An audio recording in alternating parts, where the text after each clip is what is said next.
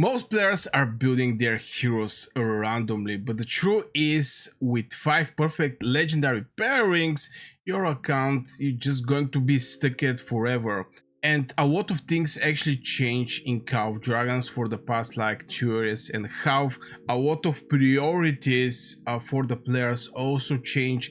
The game introduced, for example, the troops and free healing that we're receiving from the hospital. Right now the troops is not big issue because you can buy troops with gems. I mean, your dead troops, you're receiving 50% from your dead troops.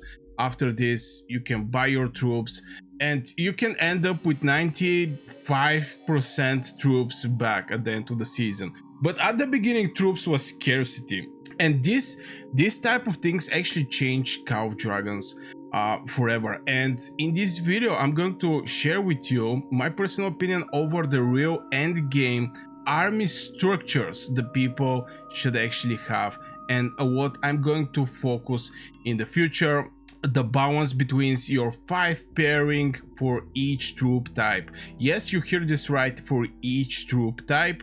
And just to know which troop to prioritizing first when you're basically start playing Call of Dragons, or if you're in season 2 or season 3. I think the players who is at the end season, they definitely have one troop to that is already prioritized. And at the end of the video you're going to understand how this thing is going to affect your healing, your artifacts, and also you're going to stop wasting tokens and gems on random heroes. So if you're interested in this type of heroes, make sure you hit one like over the video. This is going to give me signal that you like this type of videos. Subscribe if you're new to this channel. If you're watching my channel from a long time, it's free. Also subscribe. So I'm going to start with this, that right now I have played Call of Dragons for 944 days. Oh my god, I'm going to hit 1k days in Call of Dragons. But what actually changed, and maybe starting with the first thing in, and this is the real end game army structure, is actually no longer that much to have like 5 mage legions and say I'm mage main. Obviously you're going to have one main troop, but what I start doing is slowly start building a rest of the other 3 troop types. What I mean by that is, yeah, I have my mages, as you can see, Yu Ming, I have Thunderlin, Liliya, etc. But I start investing in 5111 on my cavalry. All the heroes that is going to be my cavalry heroes is going to be 511. The other thing is my marksmen is also going to go 5111 on all of them. Now the reasons behind is, right now with each day we're training, as you can see, even there is some days left, there is an event that is coming in Call of Dragons, so I actually prepare myself.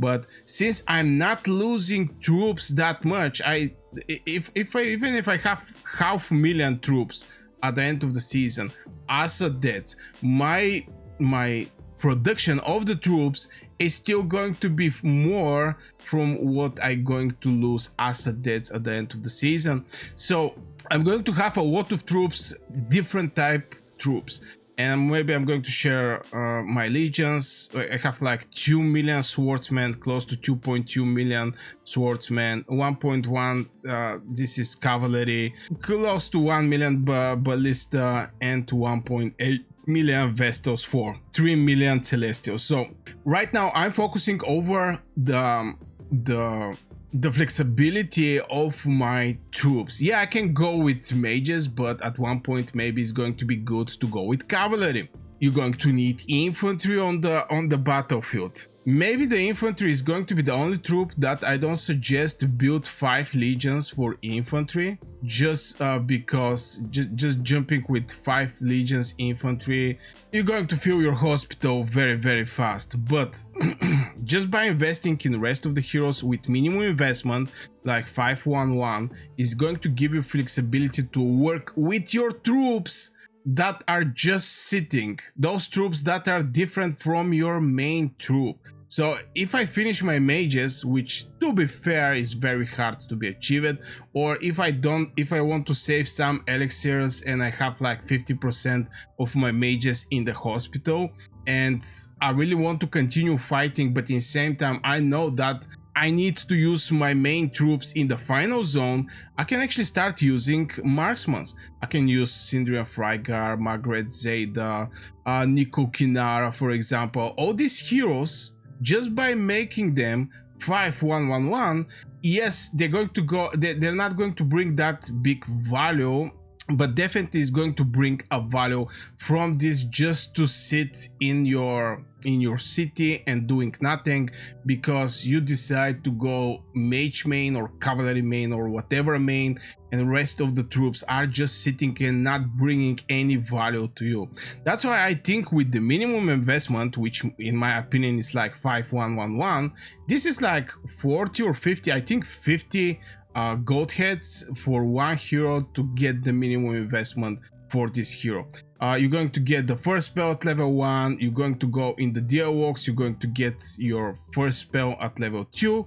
After this you get 10 tokens that you have to put to go to level 3, and I think level 4 and 5 is 15 tokens, so it's even 40 tokens per hero to get the minimum value. Like this, at any time you're going to have some legions that is going to bring some value, because you know, going with for example Kinara 1000 is not going to bring any value to you. At the end of the day, she's going to do 700 skill damage, in other ways doing 1.4k. So the thing I'm trying to say is this is going to be the structure for the end game. Here here we're talking about the end game, but we're going to also cover how to start from the beginning, from your season 1, to prepare for this end game, especially if you're a free-to-play player and you cannot make these big switches, because it's actually costing so much time. And the first thing that you should start, I mean, from the season 1 is actually start doing some balance. I have so much videos on my channel over the heroes, meta heroes for each generation, builds for the heroes, talent tree for the heroes, tactics on the battlefield. I mean, there is just so much information on my channel. You can gather this thing and start preparing for the end game structure that I exposed before, I don't know, 1 minute. But you have to know which troop type to prioritize first when you start playing Call of Dragons. I personally think it should be mages. Even though that, you know, for the next 3 generations there's not going to be better hero from the Liliya, but at the beginning this one is one of the meta heroes in Call of Dragons, so you can start with this meta hero, or you can start with the cavalry. Emrys is the second meta hero in generation 1, so no matter what you're picking, you're going to start from one place. And if you're cavalry main, you can put minimum investment over your mages, and like this, when you're not able to play with your cavalry, because this is going to happen in the choke points, you're not going to be able to play with your cavalry, you're going to be able to play actually with your mages, and like this you're going to have this flexibility with minimum investment, not putting everything, because right now to level up the Emrys, the next skill is going to cost me 80 Emrys tokens. That means I'm going to, this 80 tokens is 2 heroes to get minimum value. For example, 2 mages with 5 levels on the rage skill they're having, basically 5111. And this is just a single skill on the Emrys right now, 80. That's why I think at the beginning maybe you should not over focus over one troop, still know your main troop, but just put minimum investment for the different situation in other troops. For the infantry, obviously even in the season 1 you should run infantry. You can basically go with Eliana. This is a hero that you don't even need to do any kind of investment in her. The most fast hero you're going to awake is going to be Eliana. Very solid hero, not going to go in details of her. And you can use Garwood or get minimum investment for Madeline and get this shield factor 1.2k. and also some physical attack. This is maybe something as a minimum investment, but yeah, knowing for example your cavalry main or your mage main, you know the heroes that you want to build, and at the same time put a minimum investment in the other heroes just to be able to use them in the different situation and getting this flexibility on the battlefield. And by doing that, you're going to also notice something, and you're going to start understanding how this affect healing, also artifacts, and even stamina. What I mean by that is, as I give an example with the mages before the final zone. For example, half of your mages is in the hospital, but in the same time, though this is your main mages, they're 6-star, they're awakened, they have brutal artifacts, they have brutal pets, but in the same time you're out with 50%. And having on site builded other heroes with the other troops, you're going to let with the elixirs heal your mages, and you can fill your hospital with the other troops. Like this, you're going to enter in the final zone, for example, with full mage potential, with the best heroes you're having, but you're going to have other troops in the hospital. And the point of this video is just getting the best value from these troops just by doing a minimum investment. And yeah, right now, after close over 2 years and a half, I think we should start splitting in other troop types, because soon, not soon, I already have 5 very well builded legions, which is mage 1. I mean, it can be 5 mage legions or 4 mage legions and 1 infantry.